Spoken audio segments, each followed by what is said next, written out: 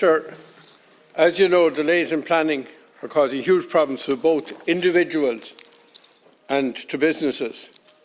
And this is particularly acute with Bord Pleanála, where many of the appeals, and I'd say the majority, are not dealt with within anything like the 4 months statutory target.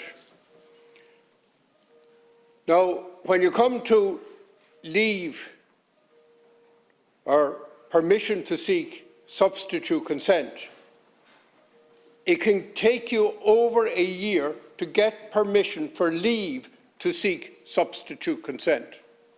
And when you eventually get the leave, if you do get the leave to apply for substitute consent, it could take you 2 or 3 years to get the substitute consent. Now, this is utterly farcical, and many of these cases are very simple. I have a case that's going on for years that relates to one house that has no effect on the environment. The house is built. Can I ask you, when will the Planning and Development Judicial Bill be before the Dáil and the Planning and Development Bill? Both are on the list for publication.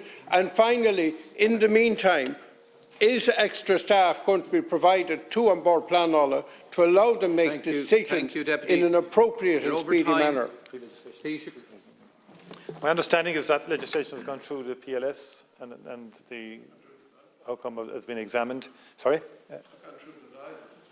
But the overall point I would say in terms of delays in planning, the Minister for Housing, in consort with the Attorney General, is having a more fundamental and very detailed and comprehensive look at the entire planning code with a view to having legislative proposals and basically undertaking a project that would normally take a number of years to try and do it in a year, because we do acknowledge that the planning code is very complicated, it's difficult, it's challenging, and given the massive infrastructure programme that everybody wants, the massive housing programme that we need, we do need to be more streamlined in terms of how we conduct our business. Brendan Griffin.